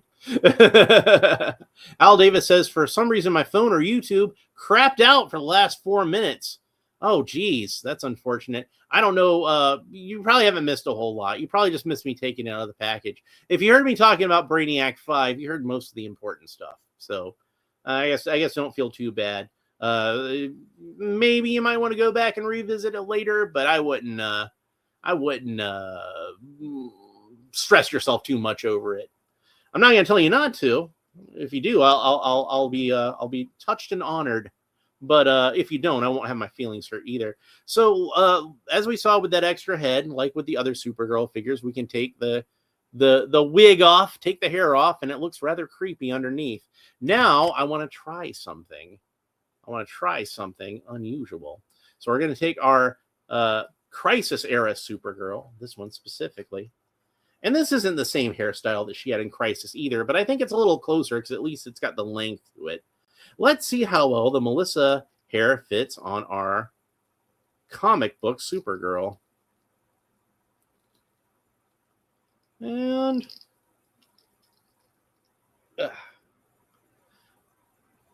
not too bad, huh? So I'm thinking if I can get an extra hairpiece like this with the headband, paint this a little more comic book yellow than the ashy to golden sort of blonde that Melissa's hair has. I'm drifting again. It's not exactly what she had in the comics at the time because it doesn't have that perm, like I said, that her 80s hair had. But I think it would work better for an 80s Supergirl. It's got kind of a Farrah Fawcett thing going on, doesn't it? That kind of feathery thing going on. She had very pretty hair on that show. And Al Davis says, cheers, dude. We'll do as can leave my... I agree with Alan comment, as I meant to do yesterday. And I always do appreciate those, my friend. So thank you. I always appreciate having actual comments in the replay because it does help with that algorithm. It really does. Oh man, I should have before I put this hair back on the comic book Supergirl. I should put it on Melissa Benoist and see what she would have looked like with that Silver Age Supergirl haircut. And oh my god, I just made her even cuter. Oh no. She's even more adorable than before. Oh man. We're gonna have to take some pics of these figures with the hair swapped for the for the community posts. We're gonna have to do that. That's gonna be fun. All right, so let's go ahead and we'll put our actual hair back on. I think they did a really nice job with this. And, you know, I was thinking originally these are going to be swappable faceplates, but no, it's an entire head underneath. And I'm glad that Mcfarlane was smart enough to give us hair pieces that are interchangeable. So that gives us more customizing options. So I'm glad of that. So now we've got our Crisis Supergirl back together. All right, so let's go ahead and talk about Melissa Benoist. And like I said, it's a very nice likeness. I know some people have been saying they don't think it's that great, but I think it's pretty good. Dark blue for the top, obviously, and then more of these sort of crimson for the skirt and the boots and the cape. She does not have a Superman emblem on the back of her cape, which I don't believe she had on the show. Her hair would mostly cover it up anyway. But even though she's not in the same continuity as Henry Cavill, I do believe that this Supergirl costume looks really good standing next to the Henry Cavill version of Superman. So when I had the old Mattel versions of this design of Supergirl and the Henry Cavill Superman figure, I still do have them, but they're in storage right now. I like to display Supergirl with Henry Cavill. I thought they looked really good together. Al Davis says Melissa Benoist, Melissa Monroe. Yeah, like I kind of figure, Marilyn Monroe was a really popular actress at the time, obviously. So I kind of figure that was the inspiration for that original Supergirl hairstyle, by the way. And she does look a lot like Marilyn when we put that hair on Melissa Benoist. Biopic, anyone? It's just an idea for the future. But I love the color scheme of this. One thing that's unusual about this design for Supergirl is the emblem. And rather than the traditional Superman emblem where we have the red S and border over a yellow shield, instead with this one, it's just the red S and border with like a gold border around that to help it pop. And it's a good thing they have that on there too, because I kind of feel like these the red and the blue are too close in terms of tone, and it would kind of blend together in a black and white photograph. If it was just the red against the blue, it just all would look black, But that gold's going to help it pop a little bit. And I'm not sure why they did that, but I like to think what it reminds me of is a lot of the Fleischer Superman emblem and how that one had a gold border and a red S and a black shield. So I kind of wonder if there was a little bit of inspiration behind that on here. Now we can see on the hands here, Melissa has the gesturing hands, and I feel like those are appropriate for her. I'm going to leave those on her. I'm probably going to eventually put the fist hands onto these other Supergirl figures, but I'm going to stick with these on her. I think these are appropriate for this version. Al Davis asks, the skirt material looks a little rubbery. Maybe it looks more leathery in person. I don't know. I mean, it is definitely made out of that softer, rubbery plastic. I kind of feel like it works. I don't think it looks bad. So, but is coming across rubbery on the camera. I don't know. Let's see. What do you think of this one? This one looks like it has more of a matte texture to it. So I don't know if it looks. At least me looking at it on the monitor, it doesn't look as rubbery to me. You can see the light of the monitor kind of glinting off of Melissa in a way it doesn't glint off the Crisis figure. And just for completeness sake, I went with Crisis because she had a red skirt, but the same thing is like a very matte finish on the Silver Age Supergirl skirt. So now that I've got all three figures out of the package, let's talk about the articulation some. So now with Melissa Benoist, obviously she's got the longer hair, and that's going to limit the way she can move her head somewhat. Her head movement is somewhat limited. But let's go to the Crisis version, which will be identical to the Silver Age version. And we can see that her head rotates all the way around. She can look up about that far. Again, a little hindered by the hair, but not as much as Melissa is, definitely. And she can look down about that far, not really hindered at all. And she can kind of tilt her head quizzically from side to side. And then the arms rotate all the way around the shoulders. We got that cool Mcfarlane butterfly joint there, so that can move all over the place. She can bend to the side, not as far as I would like, but about that far at the waist. The torso doesn't seem to bend that far. Frontward and backward, again, not as far as I would like, and most of the movement as at the waist. The torso articulation seems more sort of perfunctory, more sort of vestigial. Like she's got mid-torso articulation because McFarlane figures have mid-torso articulation, but it's so tight I can't really get anything too useful out of it. Oddly, the main thing it does is it does rotate all the way around. It doesn't really do the side-to-side or front-to-back movement as well as I would like. You can see there's a little bit, but not as much as I would like.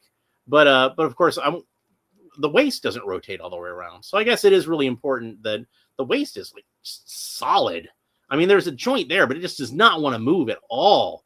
Al Davis says, yeah, more matte, looking at it up close, Melissa's looking more like leather. Okay, good. I'm glad you approve. I might be tempted to put a little bit more of a matte finish over it myself, just like a clear matte coat. That might help it a little bit. So she her arms raised up to the sides about this far, and she does have bicep sole, so the bicep rotates all the way around. She's got double jointed elbows, excellent range of motion at the elbows. They couldn't possibly bend any further. Like in the you can see the forearm is almost flush with the bicep there, so that's good. And then she does have the cool Mcfarlane wrist articulation. You can move these wrists around any which way you want to. Very cool. Supergirl can kick up about that far, which is very impressive considering how she's wearing this skirt. And they do have like a little bit of a cut here, and it's kind of hidden when the legs are down because it kind of folds over itself. But you can definitely see it when it kicks up, and that definitely helps with the articulation here. It did kind of push the skirt up on her waist a little bit, but hey, I'd rather have that than the leg not move at all, right? So she doesn't really have that little bit of a wobble there, not that I can tell anyway. That Mcfarlane figures often do have. She got double jointed knees. That's the range of motion we get at the knees. Fantastic range of motion we get at the knees, and then it doesn't have a boot cut, but it doesn't really matter because we got that great Mcfarlane articulation, and the ankle joint articulates all the way around where the ankle meets the shin, and all the way around where the ankle meets the foot. And then if I can get that back into the proper position. Her foot can point down about that far. Her foot can point up about that far, which is not very far at all. It kind of bumps into the shin there. And then she's got toe articulation, of course, just to show off.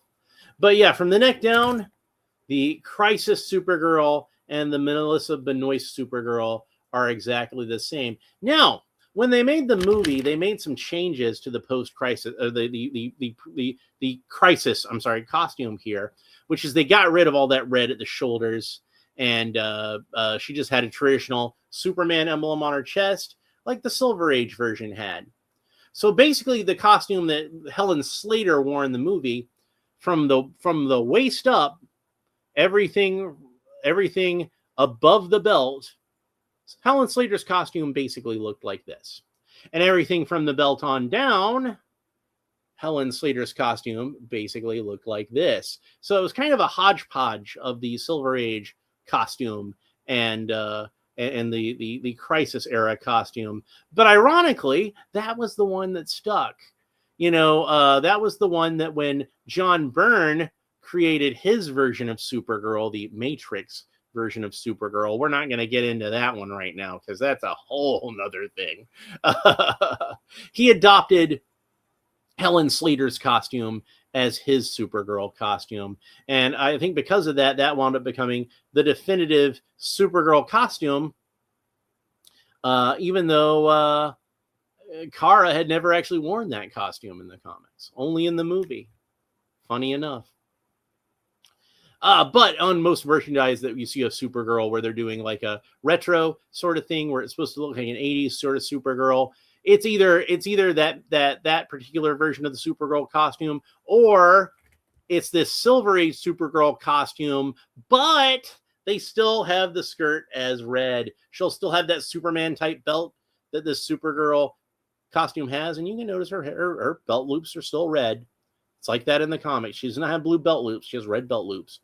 But instead of the blue skirt, like this is supposed to be a full dress, instead of the blue skirt, she's got a red skirt, like the Helen Slater costume had. And of course, by extension, when we get into the Melissa Benoist television show and her design, very much based off of that one. The main concession they made to this, we talked about the emblem, we talked about the sleeves. The main concession they made to it was, rather than having what appears to be bare legs in the comic books, she's got some dark hose. And I think that that's a nice touch. I think that it lends like a little bit of modesty to the costume without really giving up on the sexiness. You know what I mean? She's still showing a little bit of skin, even though she's not really showing skin. And I feel like that fits the character. I feel like she's a very beautiful character, and she definitely wants to, she definitely wants to look feminine. But at the same time, she's a very wholesome character. So she don't exactly want to be like, showing everything that God gave her, if you know what I mean. And then the other tweak that they made to it is they gave her the taller sort of boots. And maybe that's to show less skin. But honestly, I like a lady in some high boots like that. I think that's sexy. So maybe they were trying to make her look less sexy when they did that, but they failed. It was the opposite reaction. By the way, around the time that the Wonder Woman movie came out, the first Wonder Woman movie with Gal Gadot, they did there's my stupid alarm. That means it's time to get ready to go to work. So, where was I? Oh yeah. They did a promo for the Supergirl movie where they showed Wonder Woman's boots, like as she was sitting at a bar or something, and then you panned up, and it was Kara wearing Wonder Woman's boots. And when I say Kara, I don't mean Supergirl. I mean in her civilian identity of Kara Danvers, where she's dressed kind of business casual. And she's got the glasses. I like a girl with glasses. And but she's still wearing them Wonder Woman boots. And I don't know what it was about that, but it was like unknown fetish unlocked. So now I got a thing for women in business casual with armored boots. I don't know what the deal is. Who can predict the human mind? And the heart wants what the heart wants, and other parts want what other parts want. I'm just saying.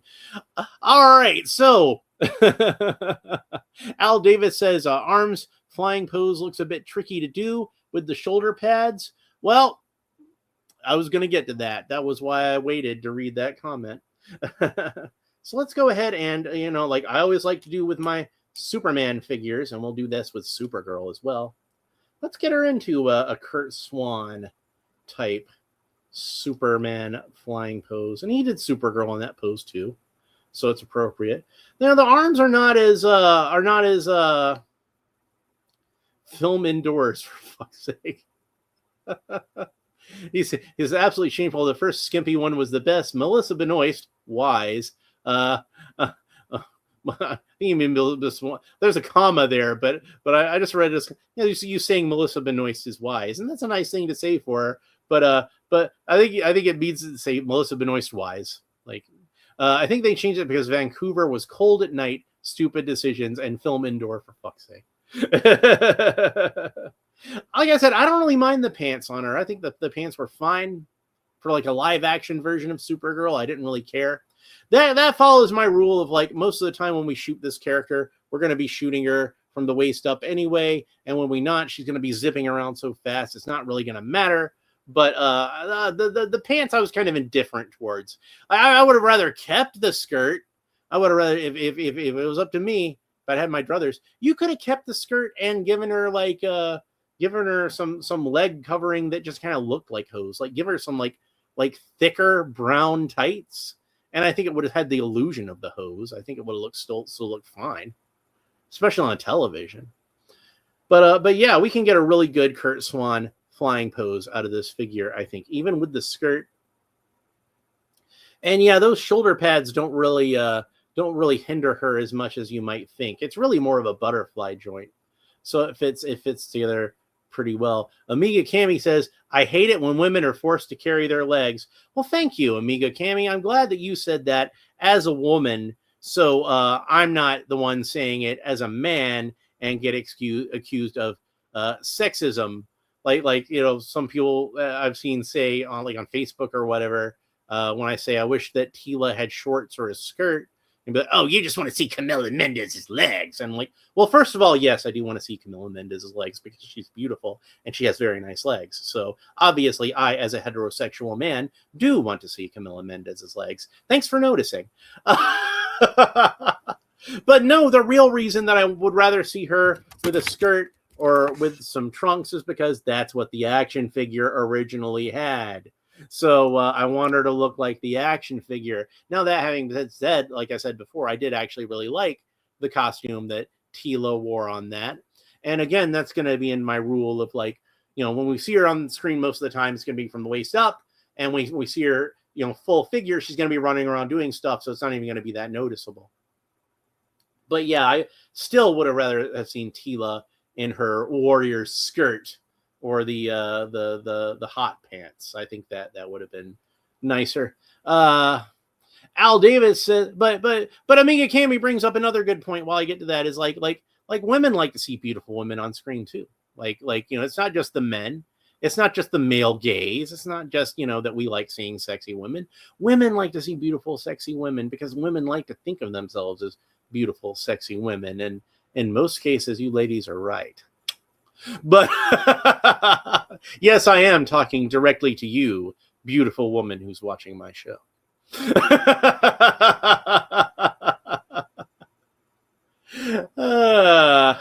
But I'm glad that you as a woman said that because it illustrates that. Think about that. What do you see on the cover of men's magazines like Maxim or Playboy or something like that? You see beautiful women. What do you see on the cover of women's magazines like Cosmopolitan or Glamour or something like that? You see beautiful women. Why do we both gravitate towards beautiful women like that? Obviously, we're both coming at it from different angles. But most women's magazines don't have hunky, sexy men on the cover, do they? Most don't. Maybe occasionally. Al Davis says Zack Snyder had some excellent Gal Gadot Wonder Woman shots and angles. Sorry, what was I saying? Well, to be honest, it's impossible to shoot a photograph of Gal Gadot where she doesn't look gorgeous. It's impossible to film footage of Gal Gadot where she doesn't look like a complete goddess. It's just physically impossible. Amiga Cami says it's completely natural for you to like the look of them anyway. Thank you, Amiga Cami. See, you get it. You get it. You're obviously a very intelligent person. And Amiga Cami says it is empowering for us. Right on, sister. And you should feel empowered. I'm glad that you do. So I myself am a fan of strong women. I don't like weak sisters. I'm not saying I hate them or anything, but I'm not so much attracted to a shrinking flower as I am a woman that's feisty and fiery and can actually stand up to my bullshit from time to time. That's the kind of woman I need.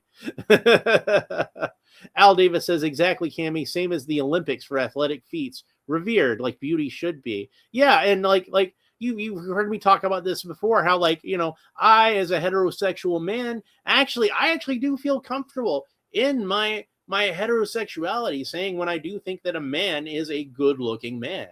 And as a heterosexual man, I might have a completely different idea as to what is a good looking man versus a gay man or a woman, a straight woman who might want to, jump on that dude's bones. Like, I might not want to jump on Henry Cavill's bones, but I definitely don't mind looking at him when he's on screen. He's definitely easy on the eyes. You know what I mean?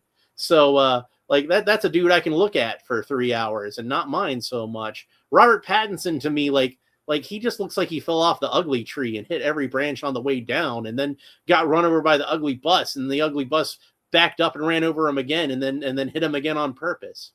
And I know a lot of people think Robert Pattinson's a good-looking dude, but to me, he's just got like this huge forehead. He looks like Frankenstein. I can't get with that. But yeah, Henry Cavill, like if there's a man that heterosexual men are going to admit is a beautiful man, it's Henry Cavill. And the gun fans are always making fun of us for talking about how beautiful a man Henry Cavill is. Oh, you just think Henry Cavill's hot. You're just secretly gay for Henry Cavill. Well, first of all, it's not a secret. We're pretty open and honest about that. And second of all, I've seen your Superman, and I will take Henry Cavill every single fucking time. So,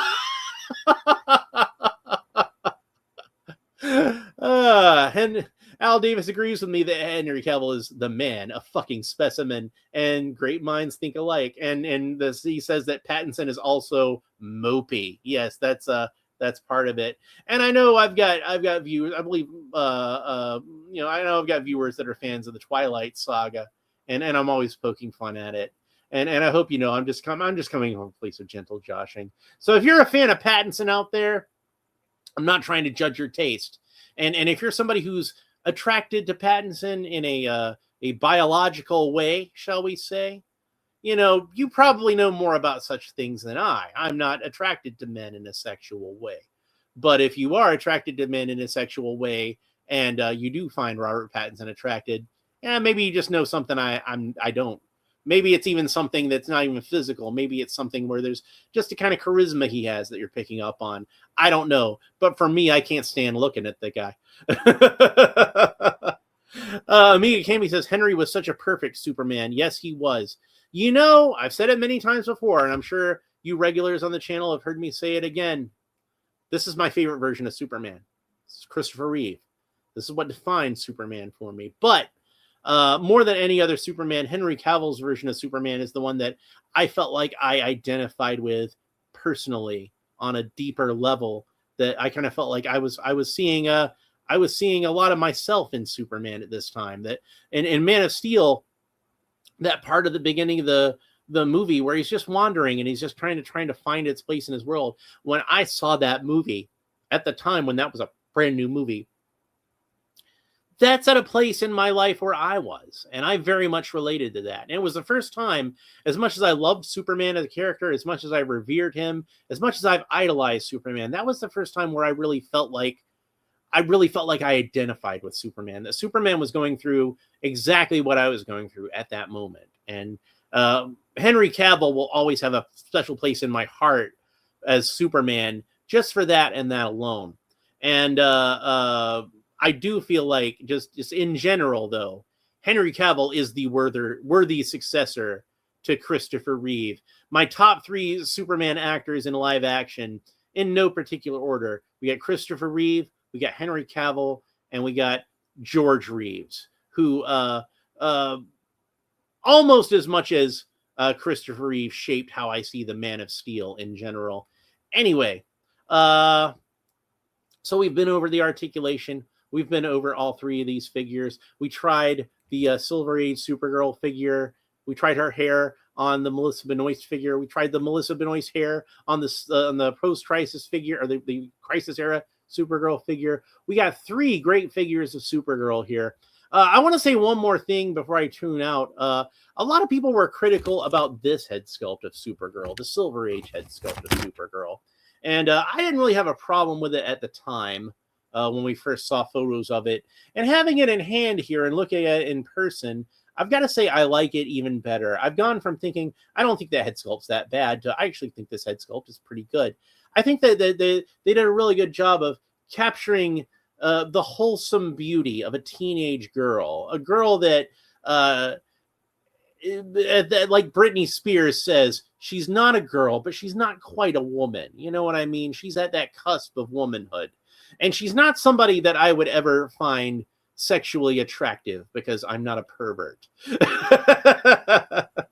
But she is somebody that I can observe a genuine wholesome beauty in her. And to me, that fits Supergirl just fine. Now, I don't think this looks particularly like how Kurt Swan drew Supergirl in the comics, nor Al Plastino, nor Wayne Boring, nor any of the other Silver Age Superman artists working at the time. But I do feel like this feels like Supergirl to me. This genuinely, I see this and I think she looks like Kara Zor-El. Whether she looks like any comic book art or not, I do feel like that she works like that. And I think I caught on to something. I think I figured out something that most people haven't figured out, is I suspect that when they were sculpting and painting this version of Supergirl, I think what they were using is the actress they were actually using as a model, rather than any actress that actually played Supergirl before.